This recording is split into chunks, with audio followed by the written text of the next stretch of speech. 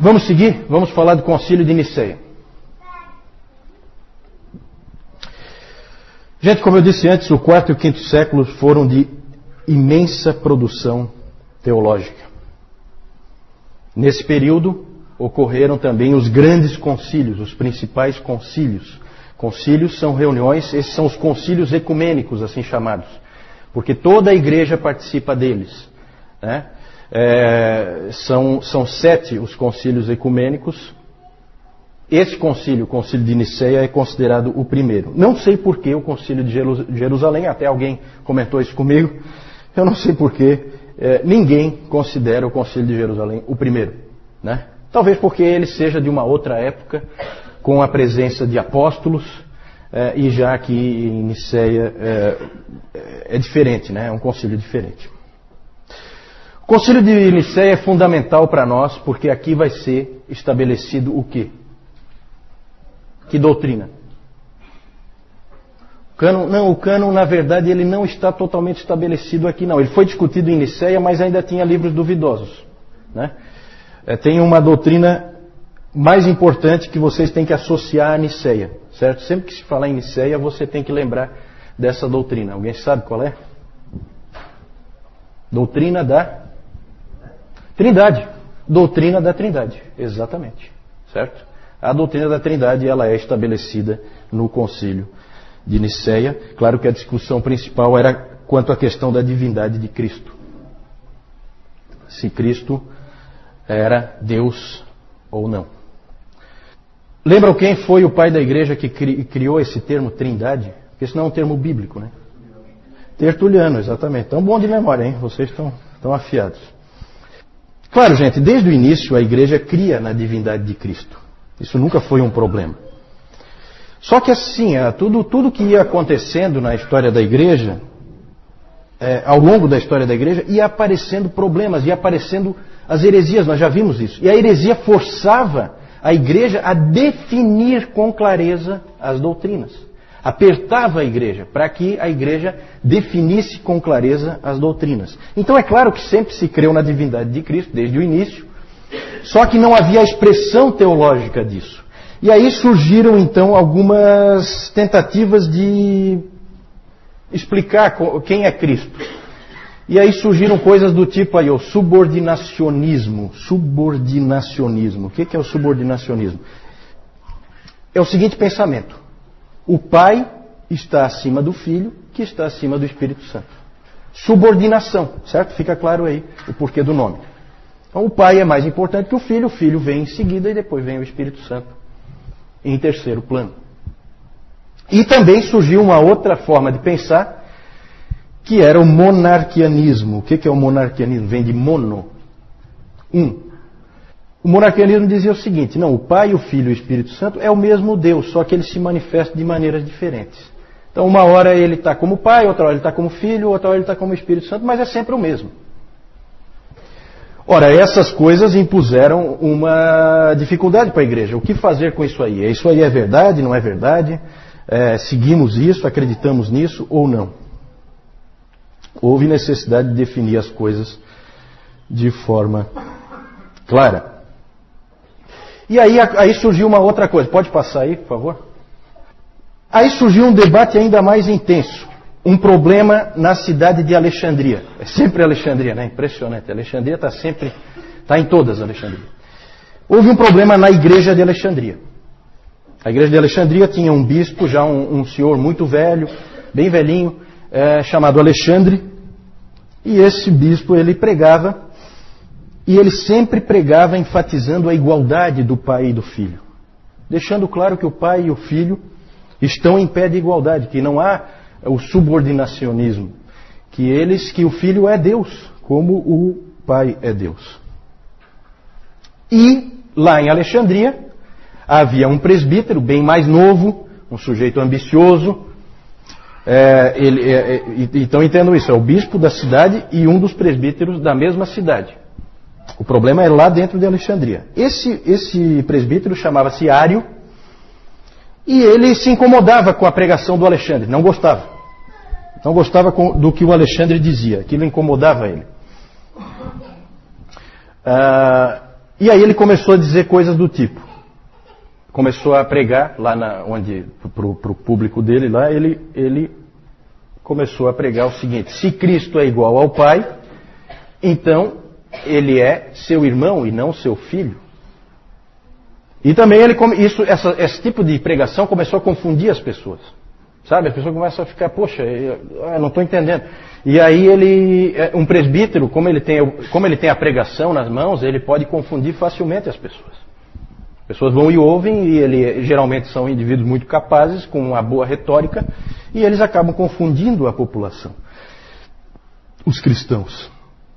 Por isso que é tão importante, como o Nilton frisou hoje de manhã na pregação, né, haver a nobreza dos bereanos sempre dentro da igreja, para que esse tipo de coisa não aconteça, para que sempre a própria congregação possa checar a pregação que é feita. Outra coisa que ele dizia também: houve um tempo em que o Filho não existia. Vejam essa afirmação teológica. Isso é um problema. Se ele não existia, ele foi criado. E realmente era isso que o Ario defendia. Jesus Cristo é o primeiro ser criado. É um ser especial, é um ser muito elevado, mas é um ser criado. Quem é que crê nisso hoje? Que a gente conhece bem. Testemunhas de Jeová, né? Testemunhas de Jeová. Então é uma coisa sutil, por quê? Porque você vai pegar um folheto das Testemunhas de Jeová, é cheio de Jesus Cristo. Né? O único problema é que ele não é Deus. Né? Então eles colocam ele lá em cima, mas não no lugar certo. O debate acabou se tornando intenso. Inclusive depois nós vamos falar do Gregório de Nissa. O Gregório de Nissa dizendo que, olha, que não se falava em outra coisa em Constantinopla. Era insuportável caminhar na cidade. Porque não se falava de outra coisa a não ser esse debate teológico. Agora vejam que interessante, né? Vejam como o quarto século é peculiar e é um século fantástico. Imagine você as pessoas comuns na rua discutindo teologia. Realmente o mundo tinha se cristianizado. Impressionante. Depois nós vamos ver o Gregório de Nissa. Então, por causa desse problema todo, pode passar aí, convocou-se o primeiro concílio ecumênico, o concílio de Niceia. Foi convocado pelo imperador. Quem é o imperador? Constantino, exatamente. Foi convocado pelo imperador Constantino para resolver a questão. Afinal de contas, quem é que está certo? E lá surgiu essa palavra nesse concílio. O concílio foi na cidade de Niceia, na Ásia Menor. E lá se reuniram então bispos de todas as igrejas do Império Romano, e inclusive convidados de fora do Império Romano. Se reuniram em Niceia para esse concílio. E lá surgiu essa palavra, que é uma palavra muito importante, homoousios. Homoousios, de mesma substância. Certo? Essa palavra foi depois para o credo niceno. O credo niceno foi depois crido por toda a igreja. E ela significa o seguinte: da mesma substância. O Filho é da mesma substância que o Pai. Certo? Essa substância não é algo que a gente possa definir, tá? É uma coisa assim, é só para dizer que os dois, eles são equivalentes, apesar de não serem a mesma pessoa. Certo? E aí então começou a se formar a doutrina da Trindade. No credo niceno diz o seguinte sobre o Filho: gerado, não criado, é feita essa ênfase, não criado, consubstancial ao Pai, de mesma substância que o Pai. Certo? Esse é o credo niceno. Evidentemente ali então estava sendo condenado o arianismo. Exatamente, ele estava sendo condenado. Ali no concílio de Niceia apareceu, pode passar, um personagem muito importante, um dos pais da igreja, fundamentais, que se chama Atanásio. Atanásio, que era apelidado de o Anão Negro, porque ele era baixinho e a pele bem escura, então ele era o Anão Negro. Era muito jovem, nessa época do concílio de Niceia, ele tinha só 25 anos, aproximadamente 25 anos, por aí. Ele não teve uma grande participação, ele era um diácono, ele na verdade estava apoiando o bispo de Alexandria, ele como diácono apoiando o bispo de Alexandria, o Alexandre, que nós vimos antes.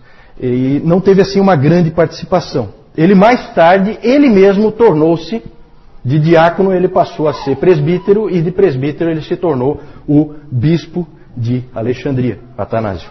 Inclusive muito jovem ele já se tornou bispo de Alexandria, em torno de 30 anos ele já era bispo de Alexandria. Ele foi 5 vezes exilado por causa da sua luta pela veracidade da Trindade e pela sua luta pela divindade do Filho. Ele batalhou com unhas e dentes por isso.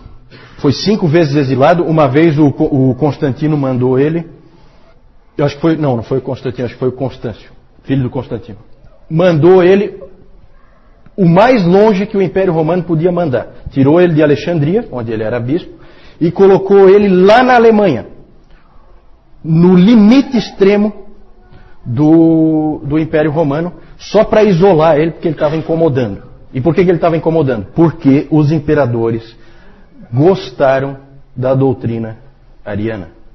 Para eles era politicamente mais interessante, inclusive o próprio Constantino. Constantino depois absolveu o Ário. Na verdade, houve uma preferência política pelo arianismo, e o Atanásio, então, teve que lutar não só contra a igreja, que apesar do resultado do Concílio de Niceia, pendia para o arianismo, como ele teve que lutar contra o próprio império, porque o imperador também era a favor do arianismo, certo? Inclusive tem aquela famosa frase do Jerônimo, em que o Jerônimo diz que o mundo inteiro esteve prestes a acordar ariano nessa época. Por muito pouco não se tornou totalmente ariano, certo? E o Atanásio foi o grande guerreiro, o grande lutador pela verdade. Hoje de manhã o Newton, inclusive, leu o texto de Judas e lembrou dessa coisa da luta pela verdade. Interessante que a igreja sempre lutou pela verdade. A igreja não foi, em nenhum momento da sua história, isso eu posso garantir para vocês, e vocês vão ver aqui, em nenhum momento da sua história ela foi um centro de entretenimento. Mesmo nos seus piores momentos, ela não foi um centro de entretenimento. Isso só aconteceu no século XX. Nunca antes a igreja imaginou fazer palhaçadas num local de culto ao Senhor, certo? Esses homens eram homens que lutavam pela verdade. E por isso veio a famosa expressão Atanásios contra mundum, porque ele lutou contra o mundo inteiro, sozinho. Claro que não sozinho, a igreja dele amava ele, inclusive ele foi banido, 5 vezes ele foi exilado, e eles não colocaram outra pessoa no lugar dele. Eles sempre confiavam que ele voltaria. Depois de Niceia começou uma mobilização muito forte para trocar o termo homoousios por homoiousios. Certo? Tudo isso aí é grego, tá? Homoousios por homoiousios. Homoousios de mesma substância. Homoiousios de substância semelhante. Semelhante. Tentaram dar aquela aliviada, né?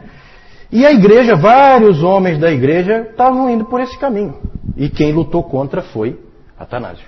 Bateu o pé por causa daquela palavra. Inclusive o historiador cético, né? Não é um historiador cristão, o historiador Gibbon, ele debocha dessa situação. Ele fala assim que o mundo inteiro ficou de pernas para o ar por causa de um ditongo. Né? Interessante. Nós temos esse livro de Atanásio sobre a encarnação do Verbo. Ele escreveu esse livro e ele diz que se Jesus Cristo não é Deus, nós não estamos salvos. Esse é o tema básico dele. Esse livro, o Dr. Calhoun inclusive diz que é um livro que hoje, ainda hoje é um livro que é útil, vale a pena ler. Mesmo hoje, esse livro do Atanásio, sobre a encarnação do Verbo.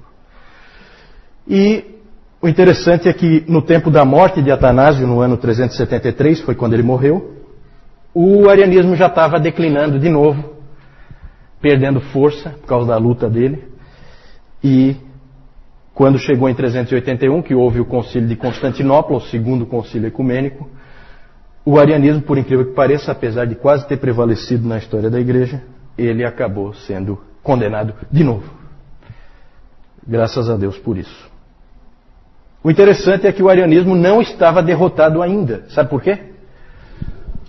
Porque aqui no meio dessa confusão, aqui, depois do concílio de Nicéia, saíram vários missionários para o meio dos bárbaros. E esses missionários saíram no auge do arianismo.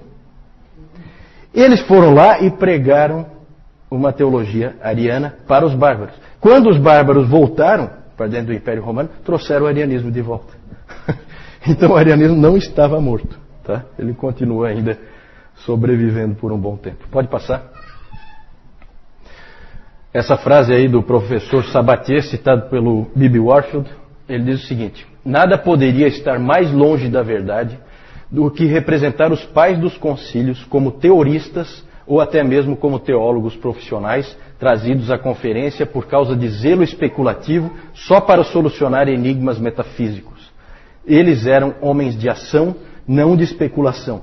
Corajosos sacerdotes e pastores que pensavam no seu trabalho como o de soldados em plena batalha e que estavam prontos para morrer como alguém morre por sua pátria. Está errado aí, por sua pátria. Então, gente, isso é importante a gente lembrar disso. Eu já falei no outro CTB, eu falei, né, do Concílio de Nicéia. Ele é muito interessante porque até 313, com o Edito de Milão, a perseguição corria solta. 313 para 325, como é que vocês estão aí de matemática? Quantos anos? 12 anos. Vários desses homens que estavam lá agora, bispos já velhinhos, o que tinha acontecido com eles? Foram perseguidos.